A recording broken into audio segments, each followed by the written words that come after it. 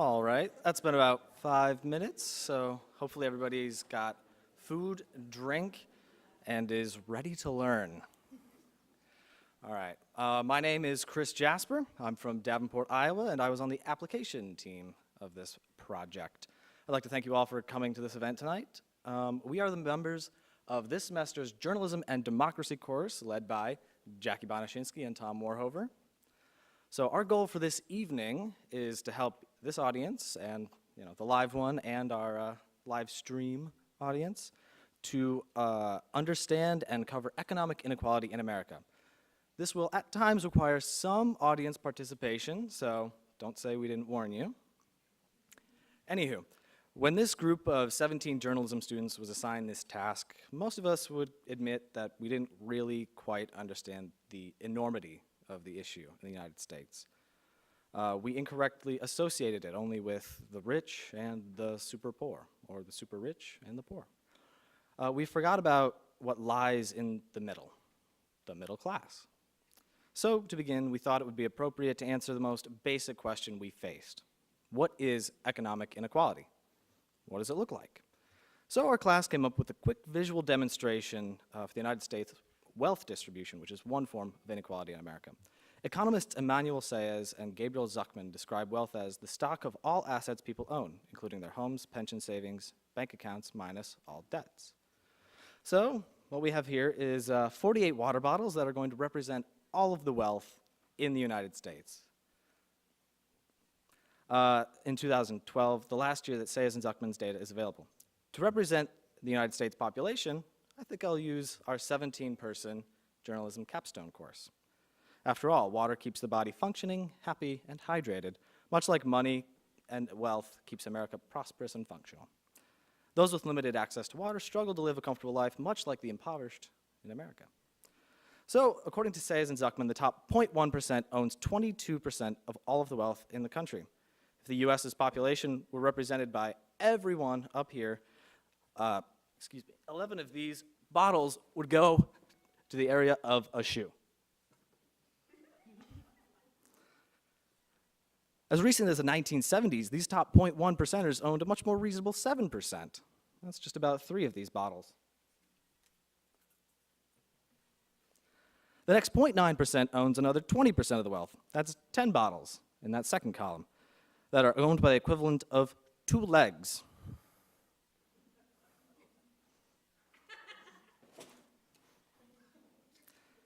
So now, of the 17 of our members, 2 legs and a single foot control more than 2/5 of all the metaphorical wealth in the entire country, or on this table.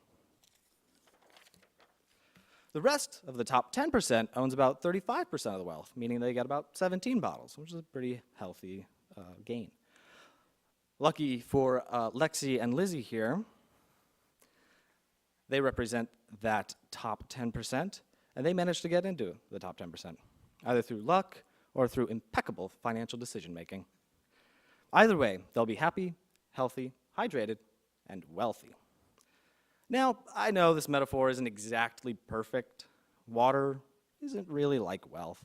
Water is more finite, and possessing water doesn't mean you can generate more water, but possessing more wealth does. Saez and Zuckman found that of the top wealth earners in the country, only that top 0.1%, that shoe, actually made more wealth. Everyone else, the millionaires instead of multi-billionaires, the middle class, and all the lower classes either remained static or lost wealth. So that's what one form of inequality looks like in America. It's important to understand that things weren't always this inequitable, that the country's wealth distribution is radically different from what it once was. In the 1980s, the bottom 90%, that sparse group right there, owned 35% of the country's wealth compared to 23 now. That's 17 bottles instead of 11. That 90% includes the entirety of the middle class, the primary group that's lost much of its ability to spend and live comfortably in the past 30 to 40 years. If you work in news, that's your audience. That's who reads the papers, watches broadcast TV, gets news from Twitter or Facebook or BuzzFeed. News organizations have plenty of incentives to follow and cover inequality well. whether it be the income gap, the wealth gap, or all the other forms of inequality that exist in this country. And they need to inform their audiences. So, the question we are going to try to help answer tonight is, how should journalists cover this? How do they cover the gap? We'll begin to answer that question with Lizzie.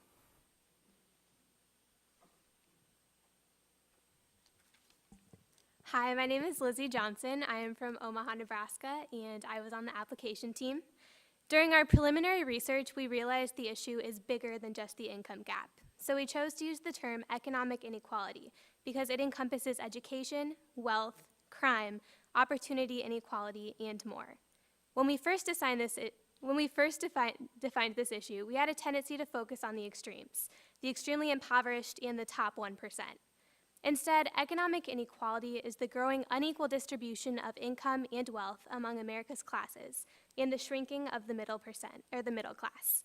We divide it up into 4 teams: application, issue engagement, context and research, and web design. Over 4 months, groups researched economic inequality, conducted interviews with experts, made videos, designed graphics, and curated content to create our final project, an online guide designed to provide resources for journalists to strengthen their coverage of economic inequality. Our mission statement: conduct research in order to define the income gap, provide context at a national, state, and local level, and equip journalists to compare and contrast the underlying factors and changes over time. So why should you care? First, let's take a look at some research done by Harvard professor Michael Norton. There's a chart I saw recently that I can't get out of my head. A Harvard business professor and economist asked more than 5,000 Americans how they thought wealth was distributed in the United States. This is what they said they thought it was. Dividing the country into 5 rough groups of the top, bottom, and middle 3 20% groups, they asked people how they thought the wealth in this country was divided. Then he asked them what they thought was the ideal distribution, and 92%, that's at least 9 out of 10 of them, said it should be more like this. In other words, more equitable than they think it is. Now that fact is telling, admittedly, the notion that most Americans know that the system is already skewed unfairly. But what's most interesting to me is the reality compared to our perception. The ideal is as far removed from our perception of reality as the actual distribution is from what we think exists in this country. So ignore the ideal for a moment. Here's what we think it is again. And here is the actual distribution. Shockingly skewed.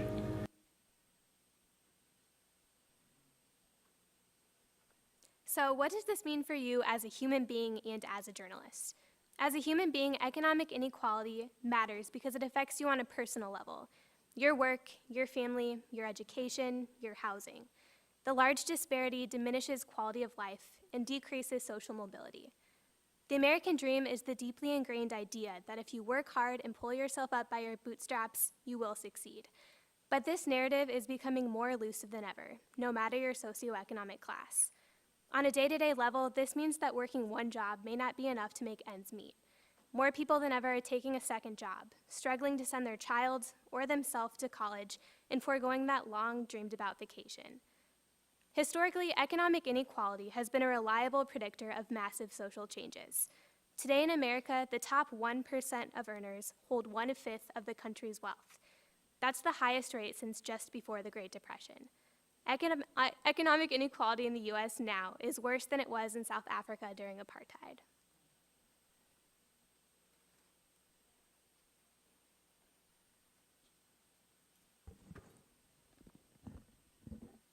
Hi, my name is Trevor McDonald. I'm from Hannibal, Missouri, and I was on the research and context team. As journalists, we need to be ahead of the curve. This means proactive coverage based on breaking news events. For example, proactive journalists were investigating and covering institutional racism in this country long before reactive coverage of the Ferguson protests began. It's important to remember that economic inequality isn't just a personal or family issue. It is rooted in politics and policies. Public perception of wealth, inequality, and the state of our social economy can be distorted by politicians from all sides, which ultimately feeds national confusion. As journalists, We need to understand these issues well enough to remain clear-eyed and critical of our politicians and institutions. Like with any complicated issue, when journalists don't understand economic inequality, they can unintentionally perpetuate inaccuracies or stereotypes in their coverage. You don't need to be an expert to understand the fundamentals and apply them to your reporting. Our website will help streamline your reporting process and make it easier for you to provide engaging and comprehensive coverage of this issue for your specific audience. The site has a variety of resources to help journalists understand economic inequality. Our goal is to help you implement economic inequality into your coverage. We know journalists are often overworked and newsrooms are often understaffed, but we would like to share a few steps to create a coverage plan for your community. Now here's Hank, who will talk about the first step of our coverage plan.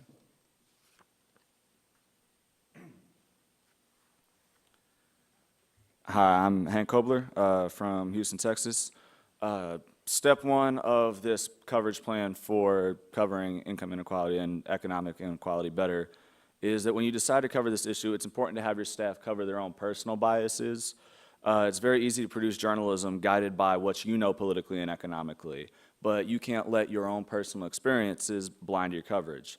This is a great point in your decision-making process to become aware of the divides that may exist within your community. You want to be sure you're hearing from all ends and the middle of the income spectrum. Not every one of us has the same outlook or ideas about the best way to cover economic inequality, and people in those communities, different communities, will have different ideas as well of what their experience of economic inequality is. Therefore, you should seek to represent all members of your community across the fault lines of race, gender, income, geography, and education level. For example, on our About the Journalist page, each member of our class wrote about what they learned through this process. We all learned different things. We all had different ideas about what economic inequality was, and none of us has the same ideas of what economic inequality is as we did back at the start of this project. For example, I thought economic inequality was almost exclusively about poverty, or that's where it had its biggest impact. That's not true. A lot of it, as mentioned earlier, has to do with the increasing inability of the middle class to get by at the same level that they did. To overcome these misconceptions in our group, we did exploratory interviews, free writing sessions, and discussions amongst ourselves. At this point, we'd like for you to replicate the activity that we did. I'd like for you to think to yourself or jot down on the note cards that should have been put in front of you what the first three things are that come to mind when you think about what your economic experience has been in this country. For example, what advantages or disadvantages you may have grown up with at different points in your life. How has the income gap, wealth gap, or educational gap affected you? And so now I will give you 2 minutes to do that.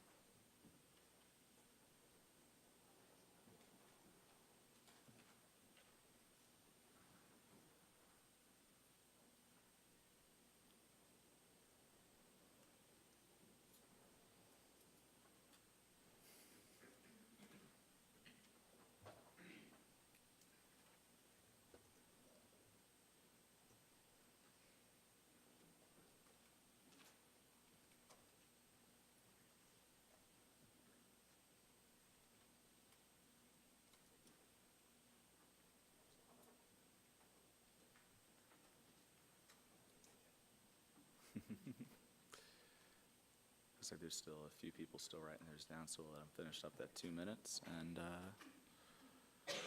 then we will discuss our findings.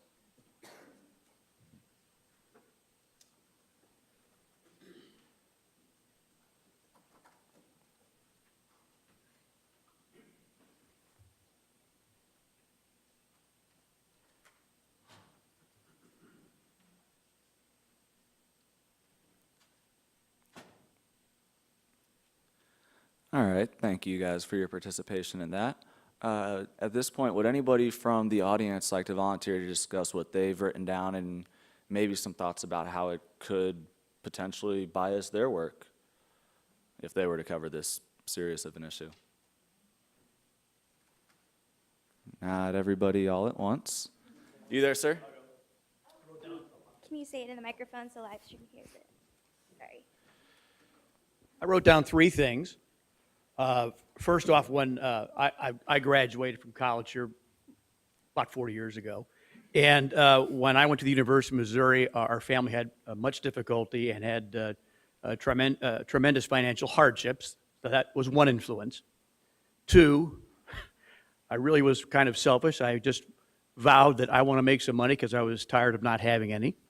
And three, whatever level of financial success that I was to achieve was due to my behavior and my habits, and I would not blame anyone else or anything else for my shortcomings.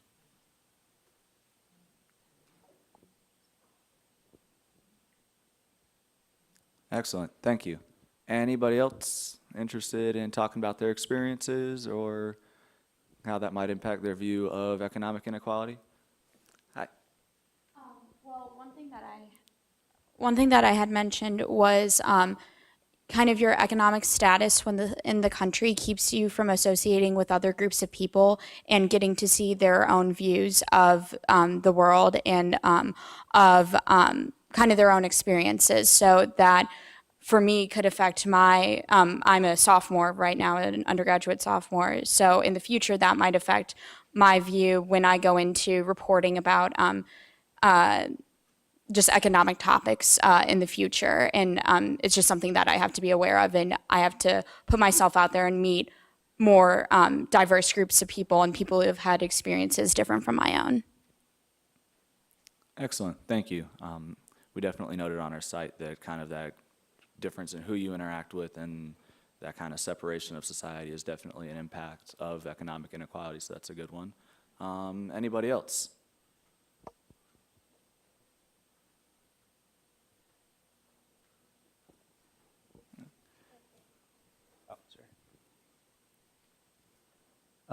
Yeah, going along those lines, also, I think personally, I was always interested in economic inequality, so I'd kind of looked into it myself, just reading, and I'd learned, some of the terms, financial terms. I'd learned about, some basic economic theories. Not everybody is interested in those kind of concepts, or they don't have the education or the tools that are necessary to learn about that. So if you're a journalist and you're covering those kind of issues, you also have to be aware of how you write about them and write about them in a way that's accessible and easy to understand. Definitely. Thank you for that. Would anybody else be interested in sharing their stories? Trevor, would you like to talk about yours a little bit?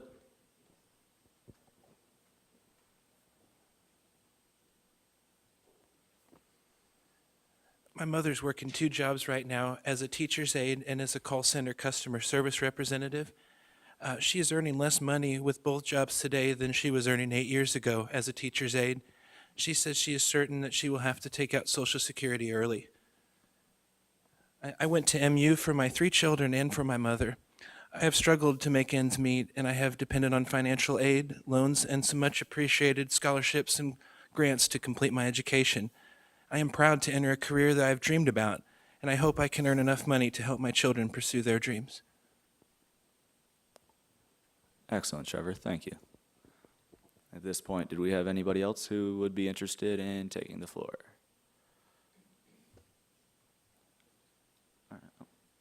So my young childhood was spent in a ridiculously wealthy community in California where I thought I was poor.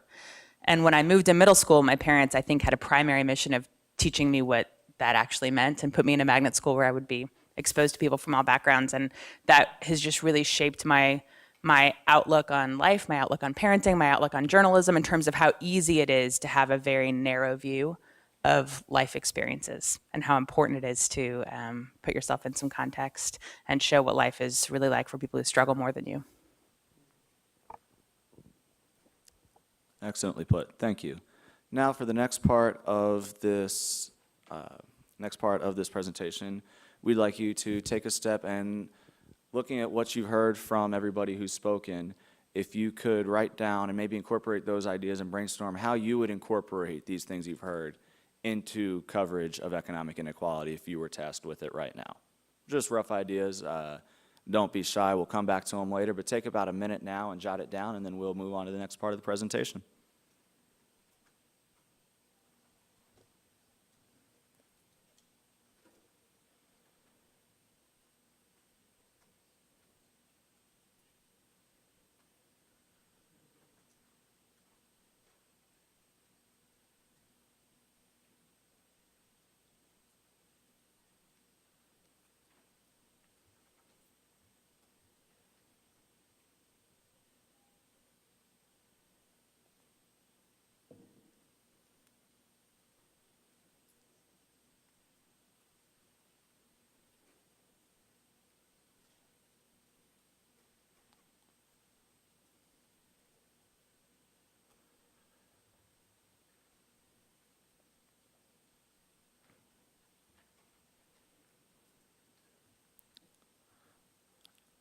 All right, thank you, everybody. It's been about a minute. Those of you who are still writing, feel free to keep on writing as we switch speakers. We are now going to bring up Jessica, who's going to discuss step 2 of this process.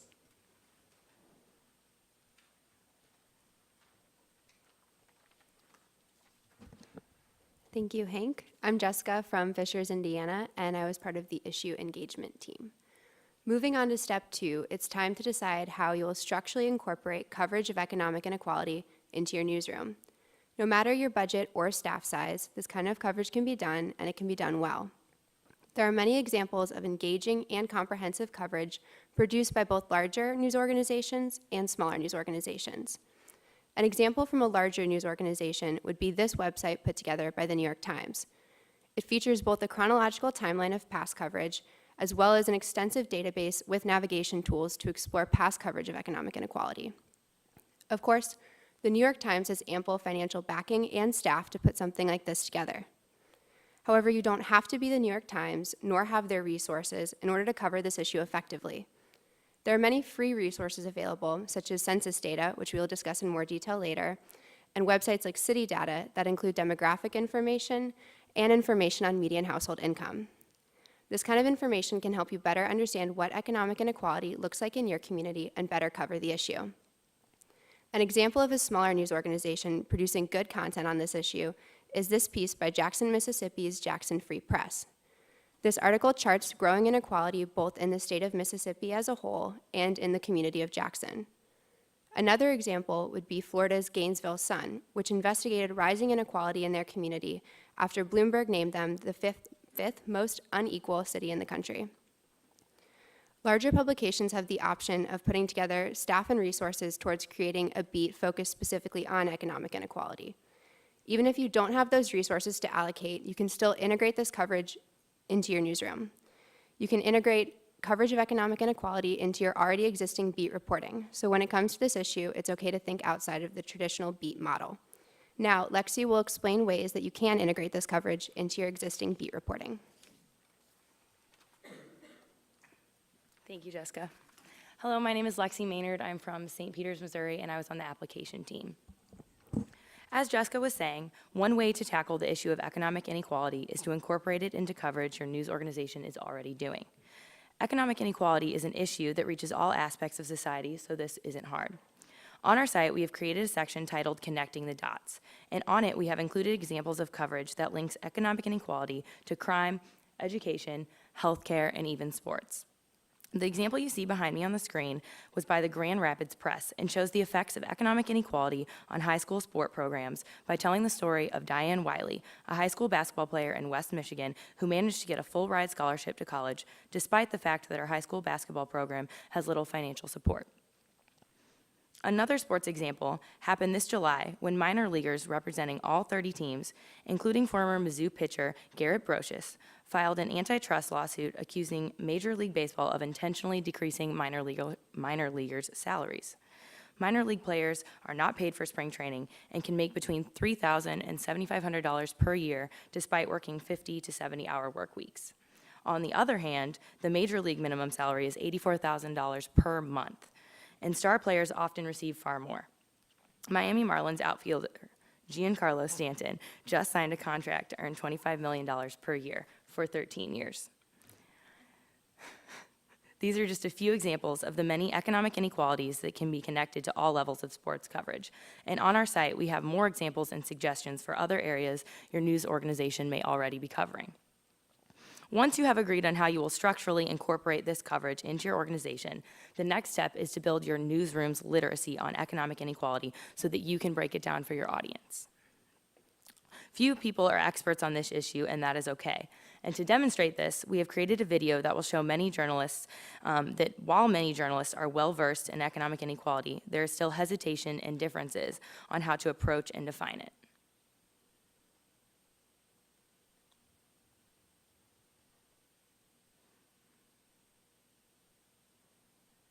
I would probably define it by any difference, socioeconomic difference that is visible either, I'm trying to think.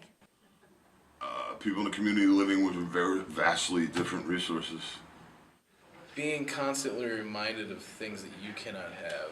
I think about a minimum wage person, or I think of somebody who's struggling with a family of four on food stamps versus the person who's working as the CEO of a major corporation. Income gap between a small group of haves and a big group of have-nots. Sort of the definition of inequality to me is that you have this large group of people in the middle and on the bottom who are just being very much outpaced by the people at the top.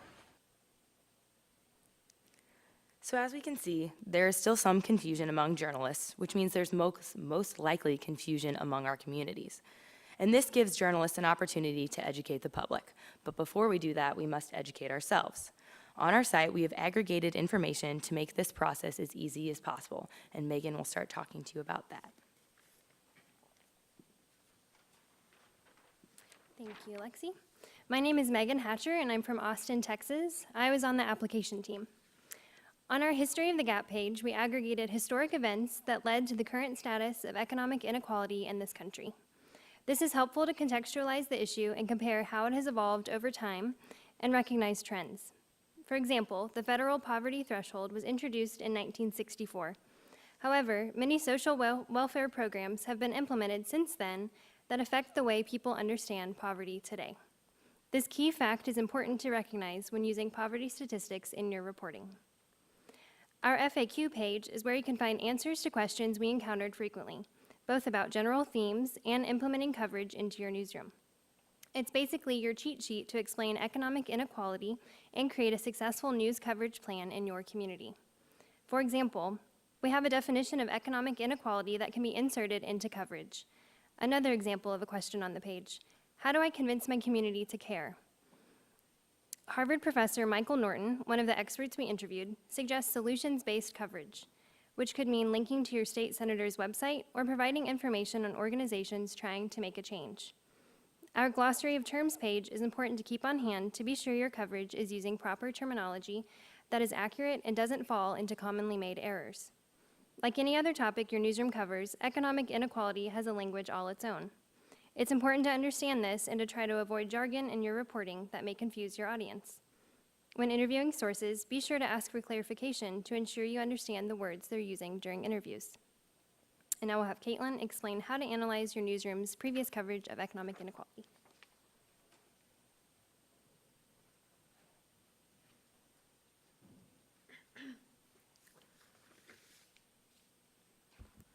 Hi, I'm Caitlin Hollins. I'm from Overland Park, Kansas, and I was on the research and context team.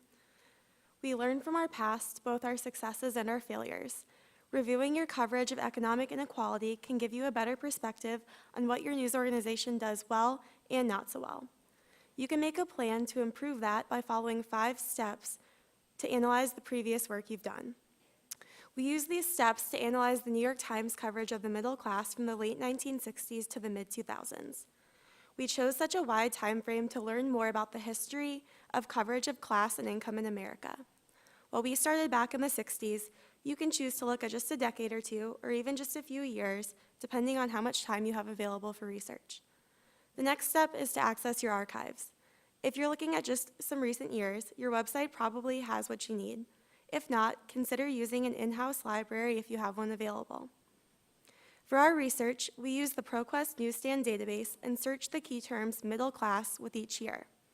For our analysis, we looked at 3 articles a year and found that gave us a good picture of the issue. But if you're looking at a shorter time span, like 5 or 10 years, consider looking at more articles per year to get an even better perspective. After organizing all of that, start reading and taking some notes. We summarized each article in about a 3 to 5 sentence paragraph. And as we went, this helped us identify trends in previous coverage and allowed us to see what terms or issues we could better define in future reporting. After you finished, reflect on your summaries. We found that most articles fit into the topic categories of crime, race, gender, politics and government, and education and quality of life. You also might notice some themes in your coverage. For example, one of the themes we found was a belief that working hard and getting an education should result in a stable middle-class life. As the income gap widened from the 60s on, concern for Americans' abilities to achieve that life grew, which is reflected in more articles written about quality of life and the affordability of higher education. More themes can be found on our website, along with other resources to make covering the income gap easier, like a glossary of often misunderstood terms and potential story ideas. And next, Phil will talk about data visualization and how to engage your community.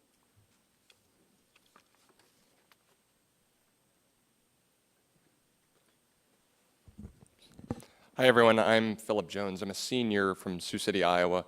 I worked on the research and context team and I did a lot of the economic research for this project. So first of all, our community and resources page provides a list of local resources for reporters. All of these can be used to find similar sources within your community that you can use to serve your community better.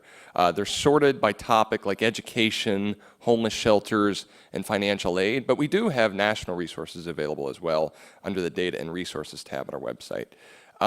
Here you can find a lot of credible numbers and statistics, all free and available for download, which will save you hours of Googling. This first graph that we have here is a very simple graph from a Standard & Poor's report that shows how income has become less evenly distributed over time. Using the Gini coefficient where 0 is perfect equality and 1 is perfect inequality, you can see that over time, since 1979, income has become more concentrated.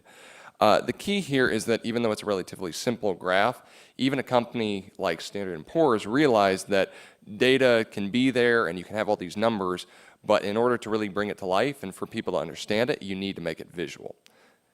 This next graph that we have is from a book called The State of Working America. It's a little bit fancier. It shows how average family income growth has declined since 1947, and you can see that in this graph that average family income has not grown for every class but the top class since 1947. Like I said, it's a little bit fancier. The graphic design artist put a little bit more time into making sure that all the colors looked right, but it still gets its point across. Once you have your economic data, you need other sources of data, or you want to find out how it fits into the other demographics in your community. One place you can do that is through the U.S. Census Data Mapper. The data mapper allows users to input a number of variables, including age and sex, population and race, and family and housing. And you can plot this for every single county in the U.S. using 2010 Census Bureau data.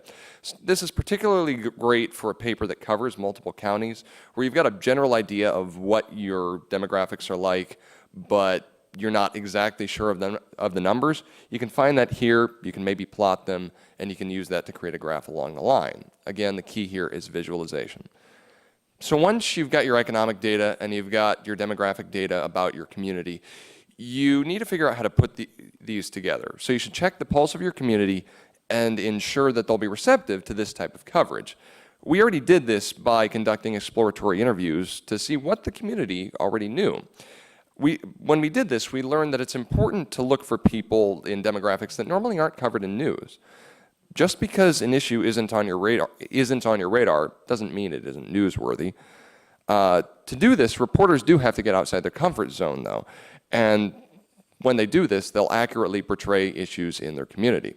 The next step to doing this is creating a plan, and Batul will tell you how to do that.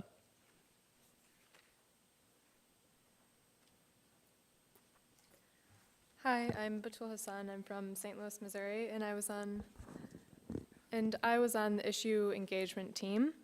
So the last step that we recommend is creating a coverage plan. And what we mean by that is actively taking steps to engage your audience and get them invested in the issue.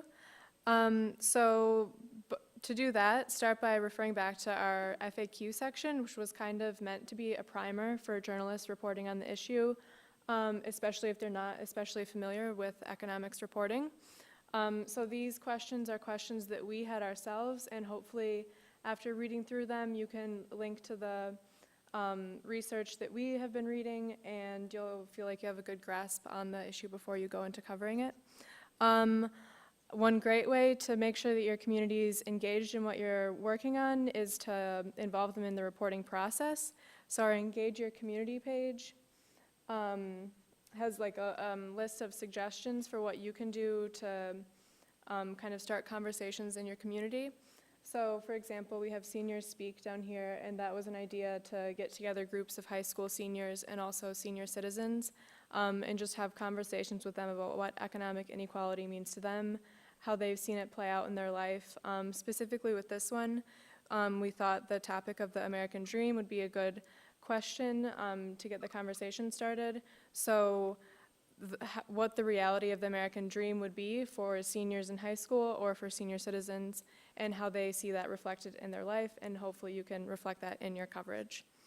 One important thing to remember when covering this issue is not to assume any reader knowledge. So make sure that you're telling and retelling issues and why they're important. Remember that case studies and historical context can be your best friend, especially when it comes to topics that are really number heavy. Try not to repeat numbers without explaining what they actually are. That's another place where it's good to refer back to the glossary to make sure that the language that you're using is accurate and reflective of what you mean. We also have a myths and misconceptions page, which we interviewed a bunch of experts who aren't necessarily in the media and asked them what they've seen in the media that they don't think is accurately portraying what's actually happening. So narratives that are perpetrated in the media, that goes back to the American dream phrase, is something that's often seen repeated but isn't necessarily reflective of what they feel is happening in the country. So refer back, make sure that your language is accurate and that you yourself are clear on what you're talking about in the stories. And also one important thing to do is reflect within the newsroom on your progress. So that could be as informal as having reporters talk to each other about what they've learned, what they've been surprised by, what they're interested in reporting on more. And check in with your community to make sure that they're actually interested in what you're producing and they're learning from your coverage. And now we'll go to Chris for our wrap up.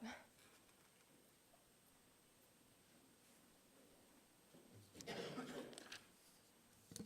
my gosh, there's different papers up here than there were before. Okay. Sorry. It's getting messy.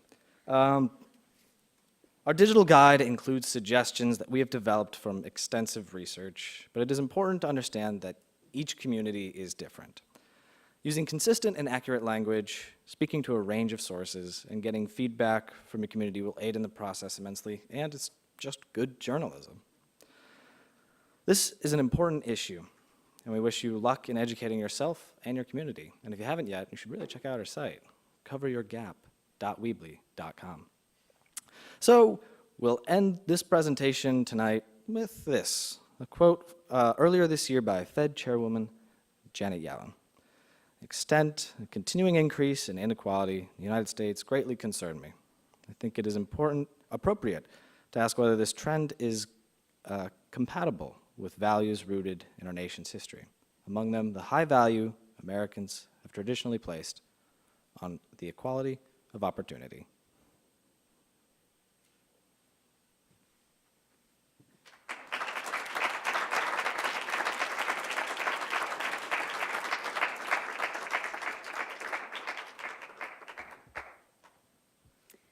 Okay, now we're going to turn it over to a question and answer session. So we have a few mics throughout the room. So if you have a question, please raise your hand and wait for the mic so that we can be sure to capture it for the live stream folks. Thank you.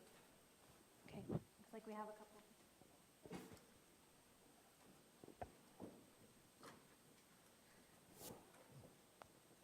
couple. Thank you. You said earlier about talking about solution-based reporting. What in your research have you found would be the best politically viable solution to income inequality? Because a lot of things would be topics like taxing the rich more than having a more progressive tax system, but that doesn't seem very politically viable. What other sort of politically viable solutions have you guys found in research? Who was it that interviewed? That's a great question. We got that response actually from an economist, not a journalist, who's done extensive reporting and researching the video that showed the difference in the reality and what they thought the span would be. It was from him. And so he made a very candid comment about, but people didn't care until we made it visual and had the next step for them. So that is where we got that solution-based coverage. We kind of turned it into a journalism side. And so I see your point very much. We definitely tried to keep that in line about being politically, neutral. And so with that, I think it's just the next step, not necessarily this is the next step. So if you care about this, here is your senator's site if you'd like to write a letter. Or if you care about this certain issue, here's a group in your community who is fighting to change it. Or here's a story or example of someone who has tried to do that as well. Batul, do you have something you'd like to add to that?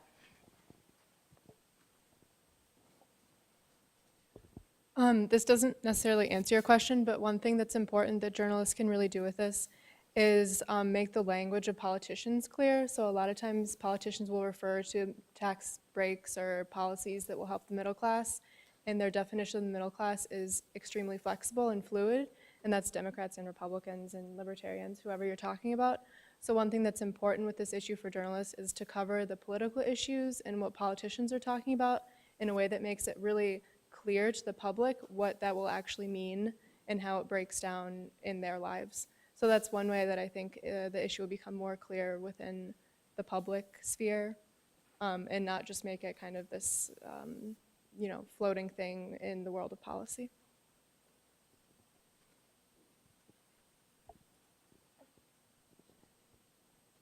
I was just wondering, I was curious if you found out anything about emotional tone when you're writing, because I think like being clear and getting rid of jargon is the best solution to get through to people so they can understand the issue.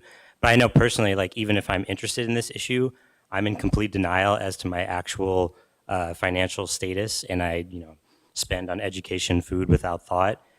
Do you see like any difference between the tone that different publications use, for example, between like the New York Times or more explanatory organizations like Vox? Are they very direct? Like, if you make this much in this area, here's your financial situation, and they kind of don't let you forget about it. Mm-hmm.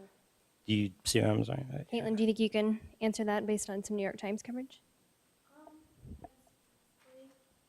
I don't know if this directly answers your question, but it just seems like a lot of what's out there is just a reflection of the tone of the country as a whole.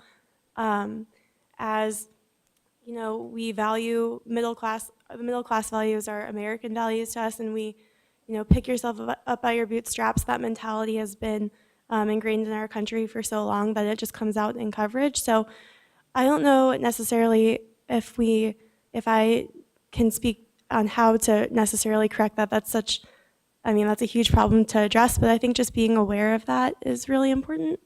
So yeah. Thank you. And then I just have one thing to add to that. Just based on our own experiences when we did those exploratory interviews and we were looking at our own perspectives and our own biases, I think that that's something that is really necessary for newsrooms to be doing, to realize that it's not everyone in your newsroom is middle class. And we shouldn't assume that they are, and we shouldn't assume that they understand what that means. And so I think that that's a really good place to start, is with the reporters. So I don't know if that answers your question a little bit. Yeah. Okay, great. I was just curious. It seems to me that a lot of the audiences that our news organizations serve tend to be better educated and more affluent. And I wondered if maybe there wasn't an audience gap, or if the gap,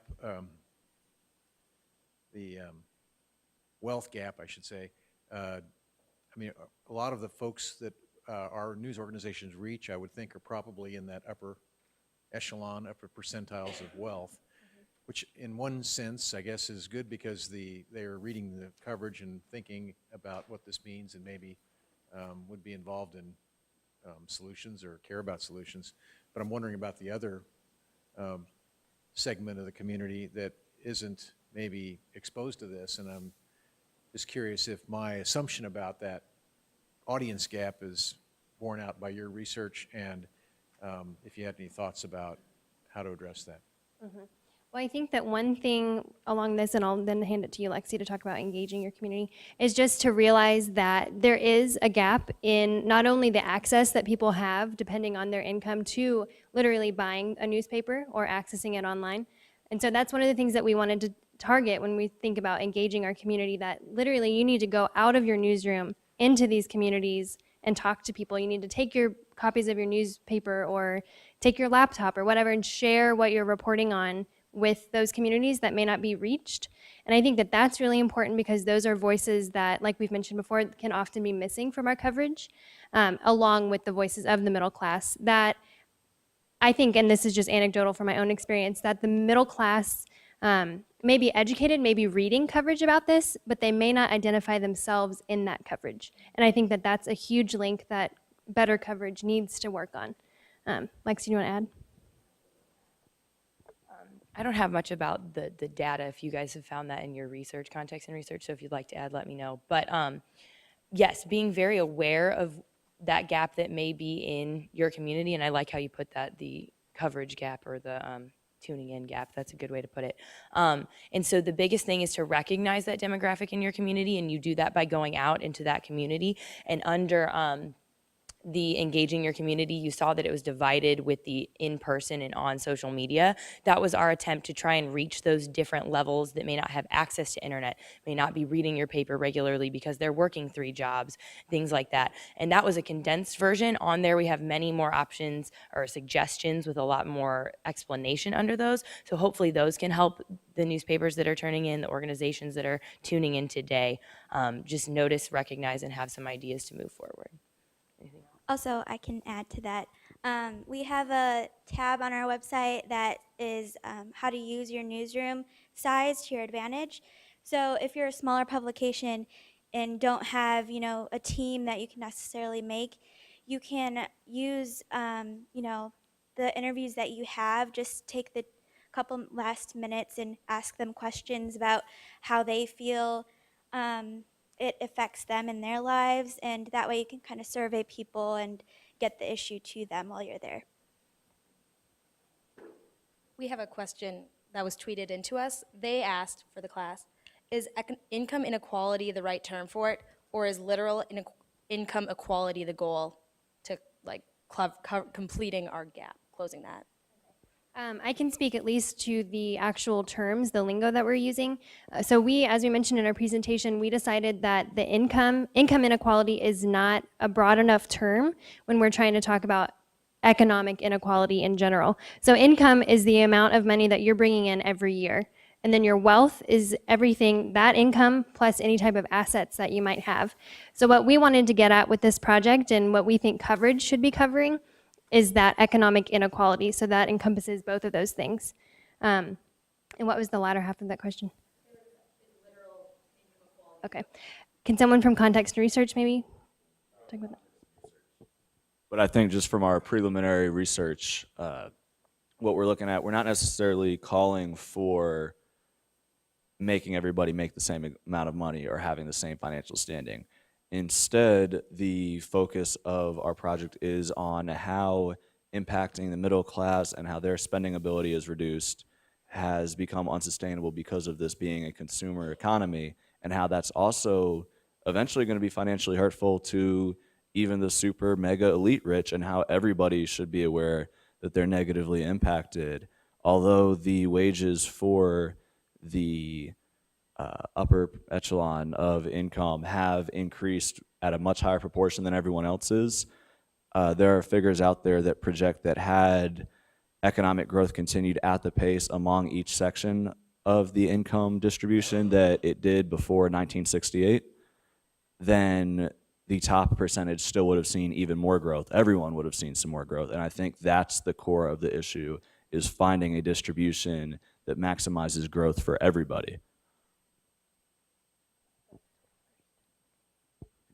In answer to the second part of that question, to Twitter, I guess, I think that income equality is definitely not the goal of anybody, and definitely not of journalists to be promoting that. I think that the goal of our project here and the product of our project is to kind of just recalibrate what's happening in the media in regards to all kinds of inequality, especially different kinds of economic inequality. So looking at what we're producing now and how reflective it is of reality and what terms we're using and if they're appropriate and if our coverage is fitting for the realities in our community. Yeah, and also in response to the second part of the question, you know, like Batul and Hank have said, you know, we're not advocating for total income inequality or wealth equality, but we also want people to realize that, you know, this is bad for the economy as a whole, and it's not, that aspect of this isn't really being covered. And there are several reports out there that we read while doing research that talked about how this is bad for the economy as a whole, which is really how it affects everyone. And I think just to reiterate, as journalists, we are not advocating anything. We are covering our communities equitably. And so I think that that's just something to also be cognizant of, that we as journalists can't take on the role of defining what is the best scenario. We can leave that to the politicians or the public. I had a question getting back to looking at solutions-based coverage. During your research, did the war on drugs and the way that it's enforced with racial disparity and economic disparity, did that ever come up as sort of a contributor to this income gap? And if so, like, how would you report on that, looking at solutions-based coverage? The war on drugs didn't come up specifically, but things like that were mentioned: racial divides, gender divides. And so I think it's important to remember, with economic inequality, you're not covering it in a vacuum. It's never just an economic issue or just numbers, that there's a lot of intersectionality with other issues. And so when we talked about covering this through other beats, if you were writing a story about the war on drugs, you could look at how economic inequality feeds into that and maybe perpetuates the necessity for a black market economy, things like that. But it's never just economics or numbers. Yeah, and when looking at the numbers too, I mean, we didn't look too far into how the racial divides broke down and the sex divides broke down, because that was just a little bit too in-depth for what we were trying to accomplish. But that data is out there if you want to look at it. But in regards to if we actually specifically looked at it, not really. Question here. And I think, oh, I'm sorry. To also address your question, while statistics do very much bear out that the war on drugs has been costly and perpetuated poverty, particularly in predominantly black communities, one of the issues from us approaching this project was we wanted to focus not just on the cyclical nature of poverty, which was how a lot of us approached this, but instead focusing on how the cyclical nature of economic inequality as a whole kind of perpetuated itself through all layers of society. So that's why we did kind of shy away from that.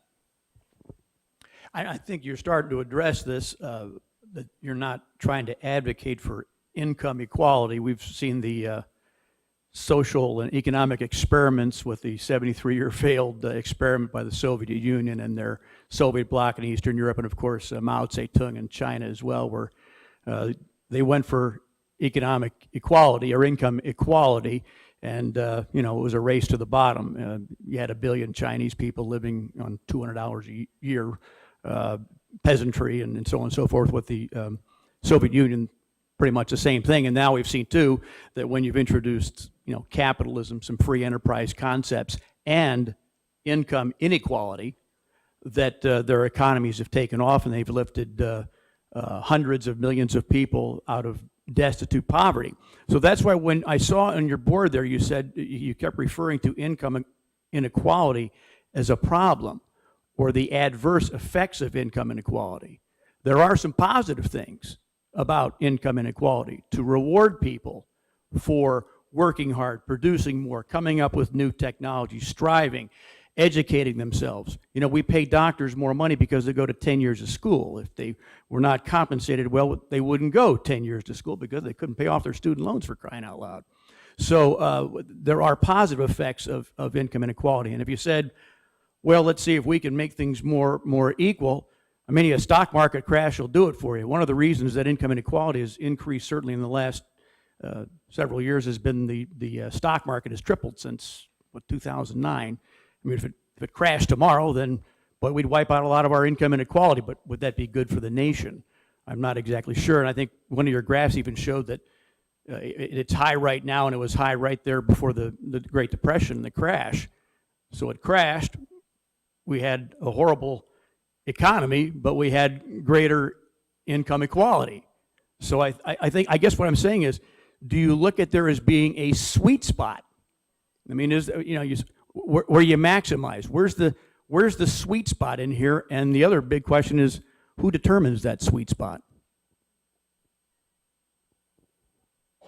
I don't think it's so much that there is a predetermined sweet spot that we can find, but I think what it is that we should make people aware of the fact that an imbalanced level of inequality does skew the total growth for everyone, where, like I said earlier, statistics show that even the top echelon isn't making as much as it would be if the economy was continuing to grow at an equal pace for every aspect of it. Certainly, as you mentioned, the incentive to work hard does have to be there. You couldn't actually have complete income equality. And I think sometimes when people talk about income inequality, I think it is kind of shorthand for a skewed, unbalanced level of income inequality, which plays into the rest of the economic inequality, and which is why a lot of people are actually concerned that the level of income inequality being as high as it was before the Depression signals that there might be another one coming. And we do have a slightly different economy. It was more farming, starting to become manufacturing based back then.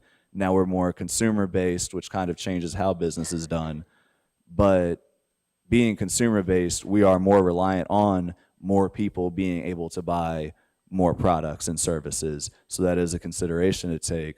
As far as where the sweet spot is, I think it's a moving target that our policies should try to hit without overcompensating. Because I just go back, I just follow up.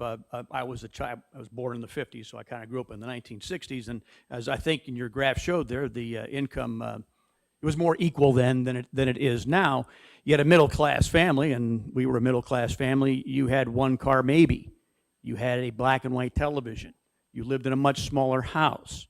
You had one phone, maybe. If you had a phone, maybe it was a party line phone, and I know you probably don't even know what that is.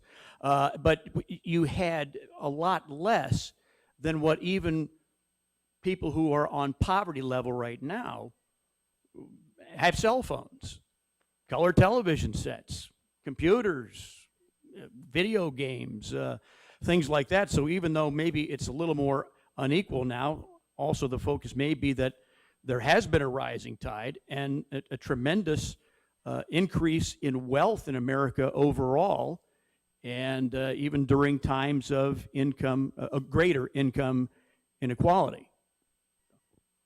Yeah, just to go off on that, I think a lot of these issues came up during interviews with economists, this idea of a rising tide or inequality being a necessary motivator. And I think it's important to address the fact that as journalists, our job isn't to determine if there's a good level of inequality or if there is a sweet spot. It's to address all of these myths and misconceptions and sort of like knowledge gaps about inequality. And so, you know, the idea that inequality is all bad or all good, or that those kinds of information, that our job is to get that out there so the public can maybe decide for themselves what the sweet spot would be, or elect politicians that represent their vision of that.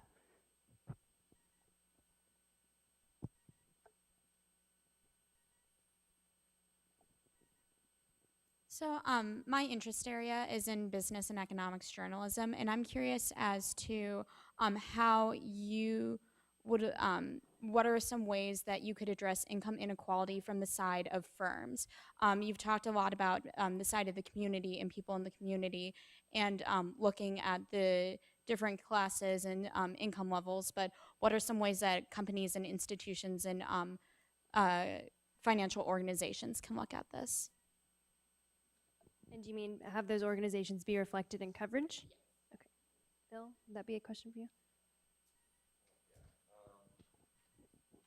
You know, obviously stories about minimum wage or hot button issues, stories like that can be done all the time and are only growing stronger with the president currently advocating for a higher federal minimum wage. So that's one way. What are some other ideas? I don't really have any other ideas off the top of my head, but that's one idea. I'm not really sure if I understand the question, but I think what you mean is how the interests of firms. Kind of how the interests of firms and looking at the side of firms, since firms obviously are the basis and kind of anchor of economics in the United States, and how can they be reflected in coverage on income inequality, since those are the people, or those are the organizations who are paying people a certain level of income and kind of determining people's income. How can they be accurately reflected in coverage and proportionally covered as well? Yeah, I think the key there is proportionality. So, for example, many of the experts that we talked to were talking about proportionality and coverage of the stock market and how it plays out in populations. So I think it's important. I think it's important to look at like following it down. So following the levels of the firm from one to the next and seeing how they interact with each other. So how the wages that are paid to a company's employees actually affect their living standards, and taking the time to investigate and do enough research to know what living standards actually mean for that person and where they're living. But I think case studies in that case would be the best example, and also just being clear about what you're talking about. And I think also just giving those organizations an opportunity to have their thoughts heard in coverage, because I think that that's something that can often be difficult for journalists to get a big organization that, like Phil mentioned, could potentially have been getting some bad press to talk to you. So I think that's something that we mentioned in our Engage Your Community group, just about how you need to be very clear with sources why they have an interest in talking to you, and why and how you will be able to proportionally involve them in your coverage. Any other questions? Okay. The other way you can show how it impacts firms is by talking about how the consumers are impacted and discretionary income and how it's spent. Because while the firms are the ones paying people, the consumers are the ones paying the firms and keeping them in business. So pointing out that self-interest to them is probably a good eye-opener, and tracking consumer behavior is what firms really invest in lately. So that's probably something they would be interested in if you're talking about just making the content relevant to people that are in those firms and whatnot. Any other questions? Yeah. Did I? Nope, go ahead. Did any of your research focus on, I noticed your communities were the United States and county maps, state maps, that kind of thing. Did you focus on the global community, the global economic community? And just a quick example, for instance, my brother lives in Southern California, and he is in the bird control business, and he manufactures bird control products. And let's just say, for the sake of discussion here. He pays his employees $12 an hour plus, it's like manufacturing, $12 an hour plus a fringe benefit package with some medical benefits and that kind of thing. And I asked him one time, I said, what if they say we want to attack income, a government policy, if they want to attack income inequality and raise the minimum wage up to $15 an hour, $16 an hour, whatever, a minimum. And he said at that stage, I would have to tell my 100 employees that they're out of a job because I don't compete against other people here in Orange County, California. I compete with China. And at that point, it becomes cheaper for me to call a manufacturer in China, manufacture the product, ship it to America, and then all of a sudden, in an attempt to try to bring that up, 100 people are out of work. And again, I don't know if you guys have looked at any kind of the global ramifications. And then if less inequality makes for a better, stable community, I mean, obviously on the global sense, everybody in this room is in the top 1 or 2%. So does the globe become better if it is, I mean, do you have to bring top down, bottom up, middle out? I mean, I just wondered if you looked at the global situation. We did actually look at the global situation. We did several interviews with professors and economists who do look at that. One interview I did with the professor from the London School of Economics brought up how we have seen growth in inequality both within the US, and then that's of course been reflected globally. And so what you see is less a situation of maybe like a 1%, 10%, 90% that we have in the US, that divide.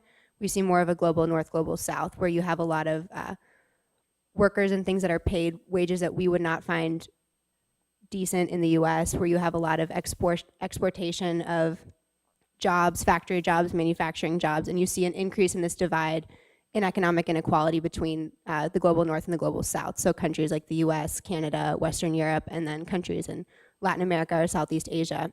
And so it's definitely an issue that we talked about, but we just didn't think fit in this project because it's focused on US-based smaller newspapers. Also, that would make a good story idea. I mean, journalists could go out and cover that and have that in their, in their coverage plan. Exactly, going off of that, I think that's what we're doing here is challenging journalists to not just make the story, we're laying off 5 workers, this is who it's run by, grab a few quotes. It's to go deeper into the issue. This is why it's happening, contacting sources overseas, getting their proper knowledge, understanding the wording that they're using, making sure it's correct. I think that's what we're kind of getting at here is just going that one step further and making sure that you are using common language that is accurate. Any other questions? Oh, yep. Yeah, sorry, I don't want to take too much time, but I was wondering about the terminology, and I don't want to overextend with this question because I know you had specific scope and you guys did a superb job at that.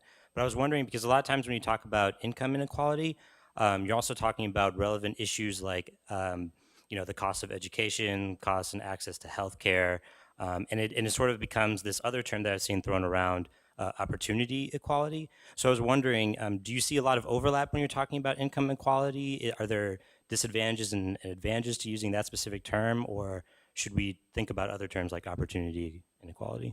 Well, I think just from the glossary of terms perspective, when we mentioned that economic inequality is what we find would be the most accurate and reflective term. Sure, sorry. But we can delve into income inequality too. Well, yeah, when we first kind of expanded our reach to the economic term to encompass everything as a whole, there is a lot of overlap between all these issues because obviously the amount of income that you make determines what kind of school you can put your kids in, which influences the education gap, which I guess comes into this overall term that I've only seen once or twice, but obviously that you were using, the opportunity gap. And the education gap has all kinds of social ramifications that we didn't talk about here that impacts the overall social good of the economy, and then that plays into the amount of wealth that people have and can earn in their lifetimes, et cetera, et cetera, et cetera.